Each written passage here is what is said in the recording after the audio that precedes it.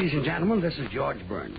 The old flu bug that's going around got Gracie today, and at the last minute, she couldn't make it to the studio. It was too late to rewrite the script, but a very dear friend of ours stepped in and offered to read Gracie's lines.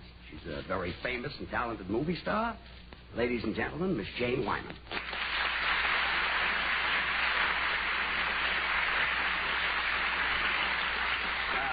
Okay, Janie, from now on, you're Gracie. Take it. Another cup of Maxwell House coffee, George? Sure. Pour me a cup, Gracie. You know, Maxwell House is always good to the last drop. And that drop's good, too. Yes, it's Maxwell House coffee time, starring George Burns and Gracie Allen.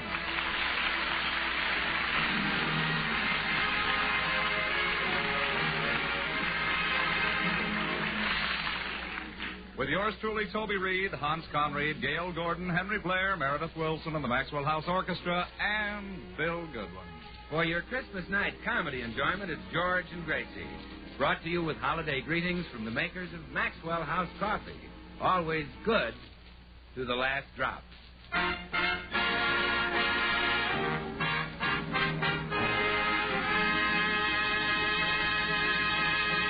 Well, it's Christmas morning as we look in at the Burns house, and George and Gracie are making their plans for the day.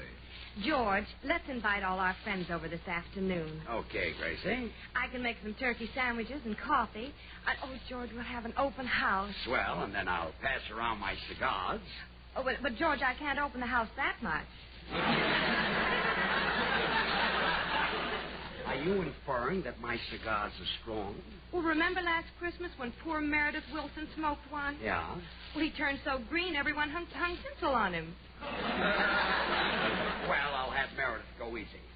Who else shall we invite? Well, Dr. Miller's wife is visiting her mother, so let's be sure and invite him, and then Bill Goodwin and Mr. Judson the Texan. Well, do you think a guy with Judson's millions will be happy with turkey sandwiches and my cigars? Oh, he's one man who loves your cigars. He says the cowboys use them in Texas. Really? Yeah. Only he says instead of cutting them up into cigars, they just leave them in one long piece of rope. I see. Well, let's call on Mr. Judson first.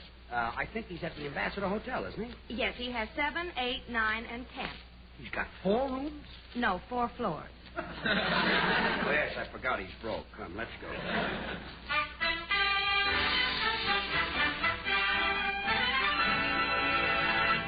Merry Christmas, Mr. Judson. Yeah, Merry Christmas. Well, now, the same to you. Did Santa Claus come to see you last night? Yeah. I reckon by now old Santa's heading back to his home in Texas.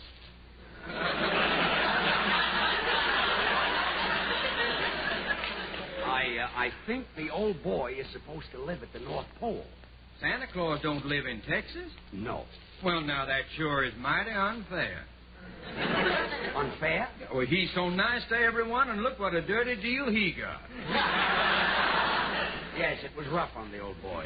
Mr. Judson, we'd like for you to come over and spend Christmas with us. Well, now, I'd be delighted. Are you sure you want me? Well, if you don't come, we'll be dismayed. Want us to pick you up later? No. You don't have to bother. I'll drive over in the old bus. What kind do you drive? A regular Greyhound bus. You own a Greyhound bus? Yeah. Well, now, I got on it one day, and the driver didn't have change of a $10,000 bill, so I bought the bus. Well, let's go over and invite Bill Goodwin, Gracie. See you at the house, Mr. Judson. Yes, and don't do anything fancy, Mr. Judson. Just this nice little quiet get-together. Oh, that will be nice. We can sit around and swap yarns. Oh, do you like to knit? Oh, I like...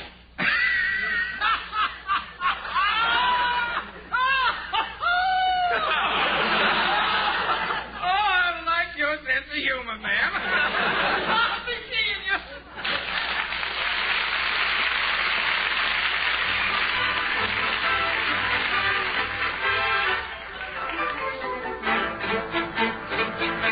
I'm sorry we got you out of bed, Bill. Oh, that's all right, Gracie. I got up at 6 o'clock to look at my stocking. What'd you find? My foot. I forgot to take them off. So Sounds like you had a large evening. Well, you know, Christmas Eve, George, had to remember all my girls. Well, what'd you give them, Bill? I gave each girl a ring. Really? Yeah, I was on the phone all night. Generous little kid, you say. Oh, Bill, George and I would like for you to spend Christmas at our house. Can you make it? Oh, sure, Gracie. Count me in. I'll have plenty of my cigars for you to smoke. Count me out. Oh, but Bill, we're going to serve Maxwell House coffee. Oh, count me in. And, of course, I'll sing a few songs. Count me out. Count me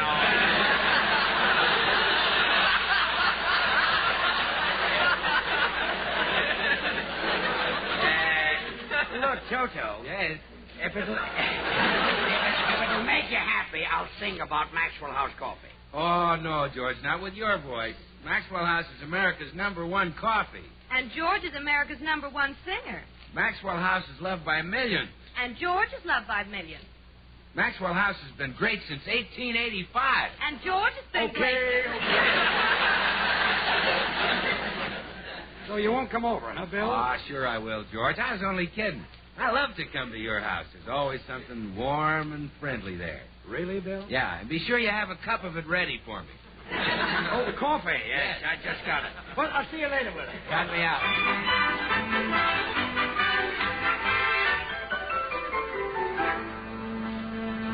Oh, I wonder if Meredith is at home.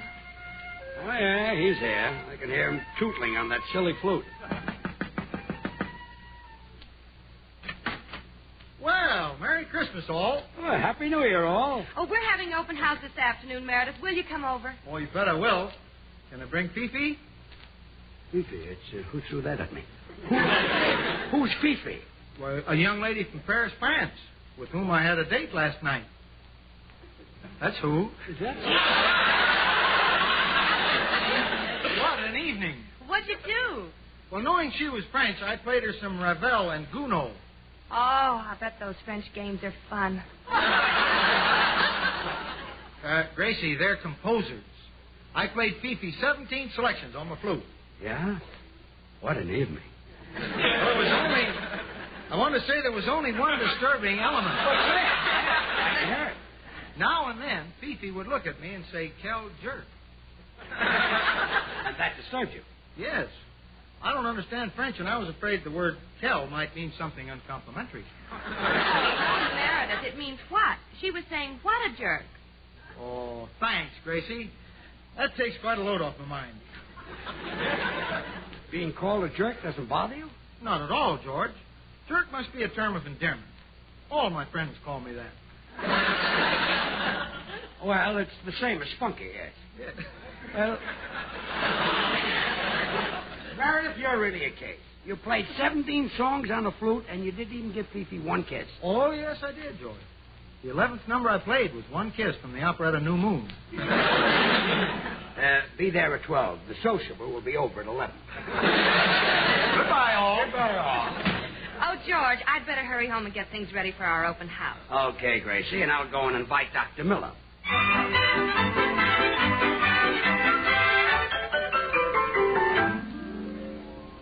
Why, I'd be delighted to come to your open house, George. Well, swell, Doctor. How about your little son? Oh, Bobby will be quite content to stay home alone. Won't you, Bobby? Indeed, I will, Daddy. Anything you say, sir. Say, Doc, you really got the little fella trained. George, I'm a psychiatrist. You know, my wife used to spank him until her hand was blistered. It did absolutely no good. Then along I came with a book on child psychology. And that did it, huh? Oh, yes. When I spanked him with that book, he straightened right out. Psychology is great if you can lift it. Daddy, can I play with my electric train now? Oh, why, of course, son. George, you're about to witness the practical application of psychology to the choice of a child's Christmas present. What do you mean? The assembling and operating of this train will teach Bobby many valuable lessons. Really? Yeah, now observe. Putting the tracks together will teach him how to work with his hands. See the sections of track, they fit into one another like... Bobby, get your hands off Daddy's putting tracks together. Yes, sir. So I was saying, this teaches him to work with his hands. I can see that. Yeah. I can see that, Doc. Yes. Now, the next step is to put the cars together. Here, Bobby learns the lesson of observation. Which car comes first? I think the engine comes first like this, and then Son, you want to break things? Daddy will put the cars together. Yeah, kid, take it easy. You'll wear yourself out. Now let's start the train. And here comes Bobby's lesson in coordination, George. He must figure out which way to throw the switch in order to send the train through the tunnel instead of crashing into those freight cars. Well, that's easy. I just throw the switch this way. Bobby, you please keep your hands off your nice new toy? I'll throw the switch. There. But, Daddy, that's the wrong way. Well, no, your father's a great deal older and wiser than you are, son. I know, but, Daddy... Son, I'm trying to teach you something. Now, pay attention.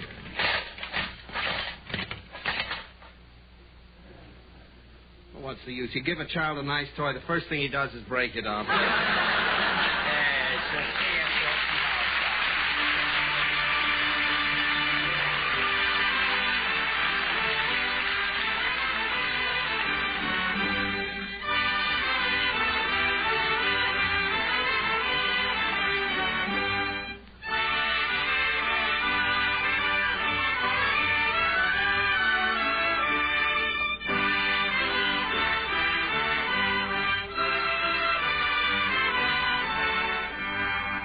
Christmas. What a gay, festive holiday it was 50 years ago at the celebrated old Maxwell House Hotel.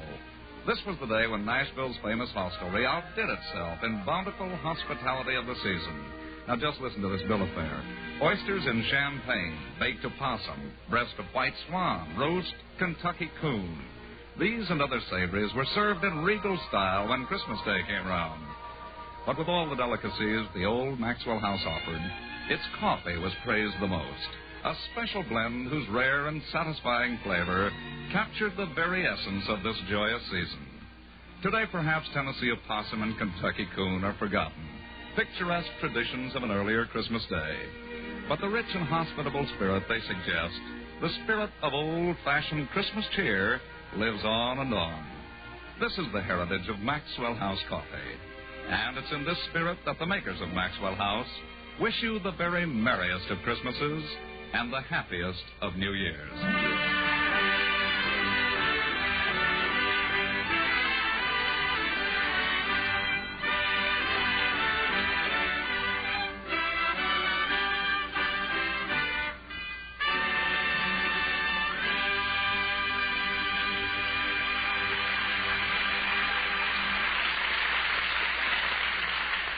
And now back to the Burns home with George and Gracie, played by Miss Jane Wyman.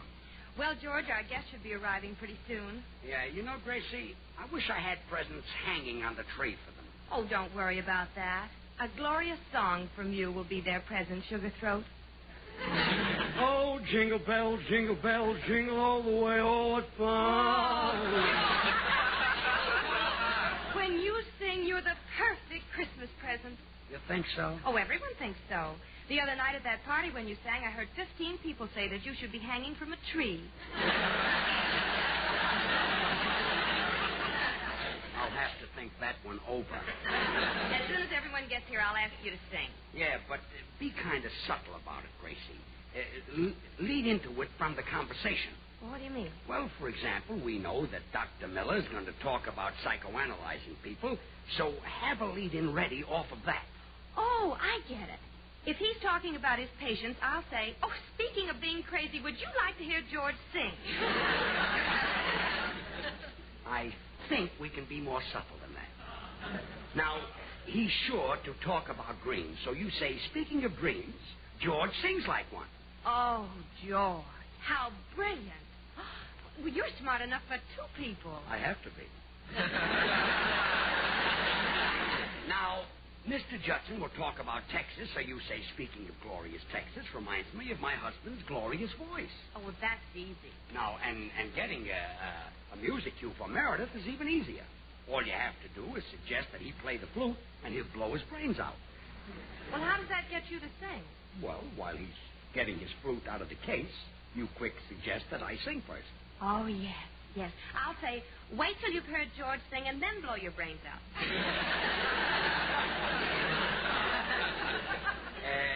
You just ask him to play the flute, and I'll take it from there.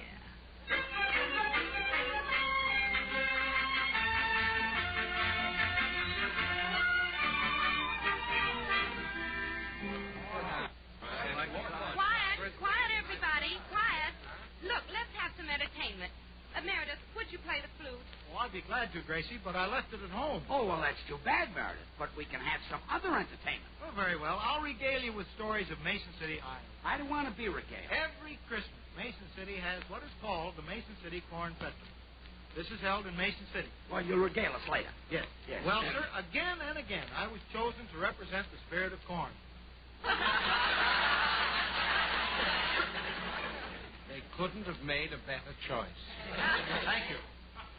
Well, I stood in the center of the stage with my arms outstretched, holding an ear in each hand. Oh, my goodness, that must have stretched them terribly. Yeah, it's too bad they didn't snap back. Still, they weren't the same ears you see now. Oh. They were ears of corn. And on my shoulders, I had a pumpkin. Well, that's the same one we see now. I'd like to see in the next room for a moment. Excuse us, folks. Meredith will never stop talking about Mason City, so you'd better take your cue from Mr. Judson. Remember the one we rigged up for him? Well, you better tell me again. Okay. First, we get him to say something about Texas. Then you say, speaking of glorious Texas, reminds me of my husband's glorious voice. How about a song from George? Got it? Got it. So do it. Yeah, there we were. Oh, Mr. Judson. Say, little lady, I just had an idea. How about a song from George? Oh, speaking of a song from George reminds me of glorious Texas. Glorious Texas is right. Now, you sit down, and I'll tell you all about it. Gracie, step in the next room for a moment. Why, down there in Texas, Well, you certainly fixed that one up good. He says, how about a song, and you say that reminds me of Texas. Well, I'm sorry, George. All of a sudden, I just went into reverse. Well, go back to Judson and use the right gear shift. Your cue is speaking of glorious Texas. Well, now, don't worry. I'll do it this time. and down there they've got... Mr. Judson. Yeah, little lady? Is Texas really as glorious as you say it is? Why, it's a paradise. The Texas sky is just as beautiful and blue as your lovely eyes. Oh, speaking of my... I said our sky is as lovely as your eyes. You really think my eyes are lovely? I sure do. Well, she's speaking of glorious Texas. Oh, speaking of glorious Texas, how about my hair? Well, that's mighty pretty, too. Like the gold of a Texas sunset. Gracie. Ever happen to notice my complexion? Yeah, it's as soft as the petals of a Texas prairie flower. Step in the next room for a moment. Again, you messed me up. Things like this wouldn't happen if you were a sane, sensible woman like Janie Wyman. Oh, now she's no smarter than I am. Well, this time I'll give my own cue. How? When we go back, you ask me how I used to celebrate Christmas when I was a boy. I'll take it from there. All right. Yeah, You having a good time, everybody? Oh, we certainly are. Oh, that's nice. Now, George, how did you celebrate Christmas when you were a boy? Well, when I was a boy, I was very poor. But on Christmas Day, we used to get together, and I would sing a song that went something like this. Oh, heart of my heart, I love that's you. a mighty fine note. Say. Let's get up a quartet and have a little close harmony. Yeah, that's a great line. Wonderful. Well, okay. That's better than nothing. I'll tell you what I'll sing sing bass. I'll sing baritone. I'll sing first tenor. I'll sing second tenor. Well, that's the whole quartet. What'll I do? Why, you hit us a chord on the piano. Oh, no. Heart, my heart, I love you. Say you'll be mine forever.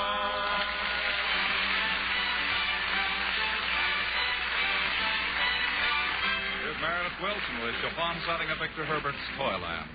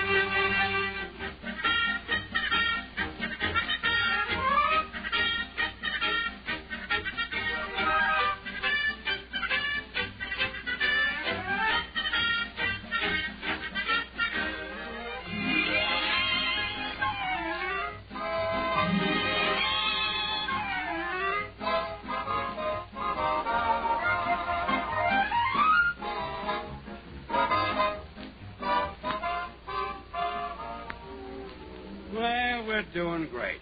The quartet has sung 10 numbers, and I haven't opened my mouth. Oh, well, we're not licked, George. You had a wonderful idea to lead into a song from Dr. Miller's conversation. Oh, yeah. That's the one where you get him to talk about dreams, and then you say, speaking of dreams, George sings like one. Oh, that's simple. A dummy could handle that. Well, start handling. Roll them boys, roll them boys, roll them on the square. Roll them on the sidewalk, there's water everywhere. Step Mellinger and King. Look, Gracie has something to ask Dr. Miller. Well, yes, Gracie? I love to hear about your psychiatry cases. Have your patients had any dreams lately? Oh, yes. One of them had a horrible nightmare. Oh, speaking of horrible nightmares, George sings like one.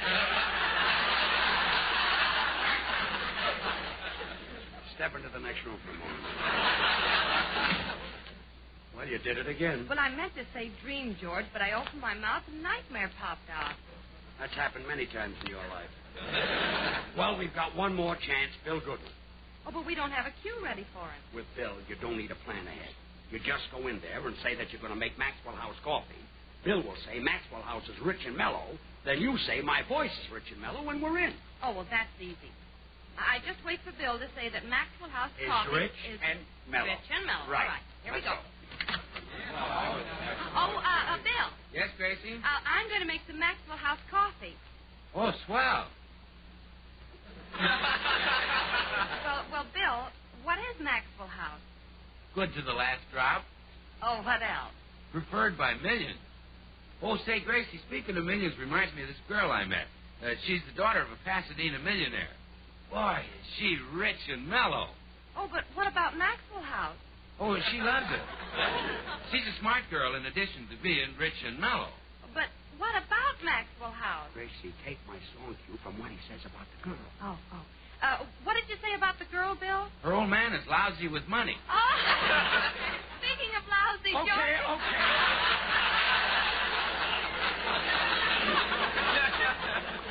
Well, you fix that one, too. You want to see me in the next room, huh? This time I want to see Meredith. Meredith? Me, George? Yes, step into the next room a minute. Very well. Look, Meredith, maybe you can help me. You're an agreeable sort of a schmo. Or, as the French would say, quel schmo. Oui. Yes. Now, go back there, hit a chord on the piano, and say, how about a song from the talented member of the Burns family, George?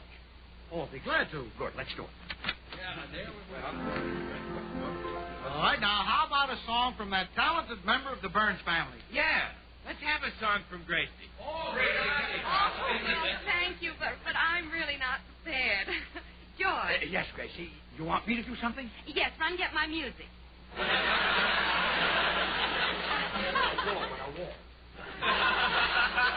You don't need music, Gracie. Sing that song you did for us last Christmas when Irish Eyes are smiling. Well, all right, Bill.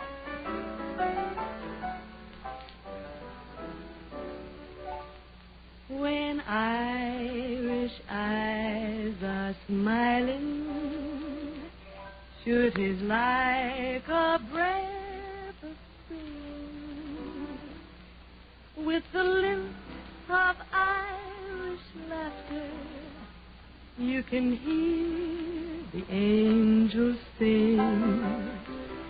When Irish hearts are happy, all the world seems bright and gay.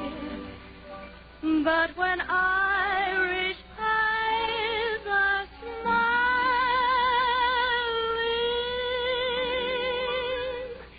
sure they steal your heart away.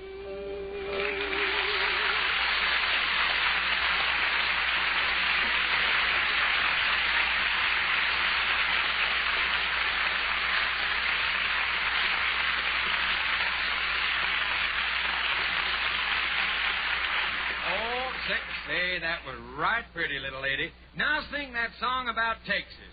Sure, a little bit of heaven fell from out the sky one day.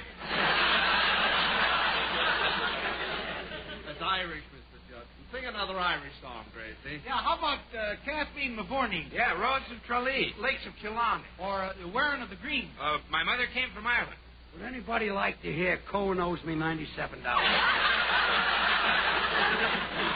Cohen owes me $97. Oh, shut up, George. Let's hear Gracie. Cohen owes me George. Gracie, sing a number. Cohen.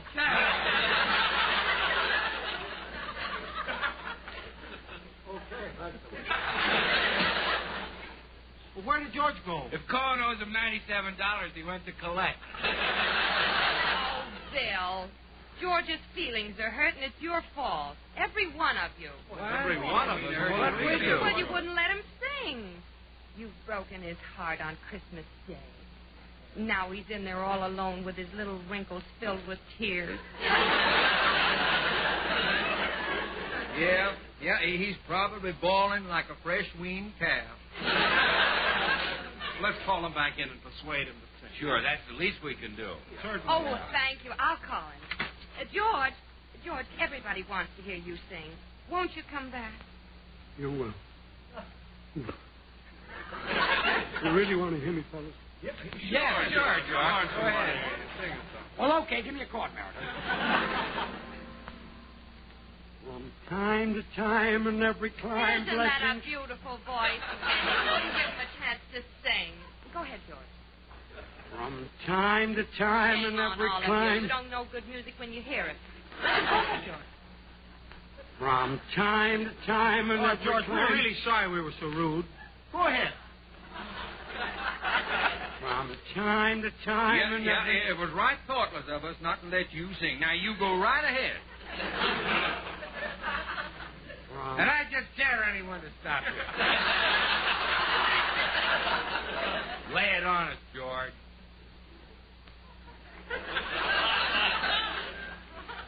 From time to time and every climb. Sing your heart's content. Are you all through complimenting me? Can I finish my song now? Sure, go ahead. From time to time and every climb, blessings come Hello? from above. Who? To some of Toby. Oh, hey, everybody, it's Toby Reed. Gracie. Yeah, he can sing an encore. Tony's got a swell voice. That's all the merrier. Having a wonderful Christmas party. Yes, everybody's here. Oh, Mr. Judson and Dr. Miller and Bill and Meredith. Oh, no, Father Judson. Where you are. Okay. Join us again on Thursday when we'll all be back. George Burns, Gracie Allen, Bill Goodwin, Meredith Wilson, and the Maxwell House Orchestra, and yours truly, Toby Reed. Now, here are George Burns and Jane Wyman. Janie, I don't know how to thank you. It was just wonderful of you to step in at the last minute and read Gracie's line. Well, it was a pleasure to do it, George, and I hope the old devil flu leaves Gracie real soon. Get up, Gracie, so we can see you New Year's Eve. Good night, Janie, and thanks again. Merry Christmas, everyone. I'll be right home, Cookie.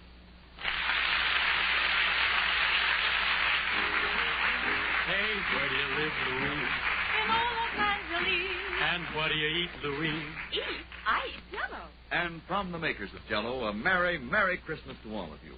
We hope it's been a day of days with all your Christmas dreams come true, and we hope your tree is alight with joyful candles, while the Christmas angel on the top smiles down at the youngsters underneath. Yes, a Merry Christmas from Jello, Jello, Jello, Jello. J-E-L-L. Oh.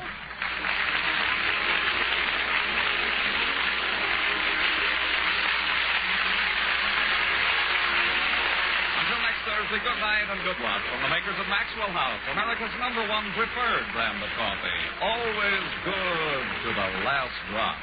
The George Burns and Gracie Allen Show is written by Paul Henning and Keith Fowler. And now, stay tuned in for Noah Webster Says, which follows immediately over most of these stations. This is NBC, the national broadcasting company.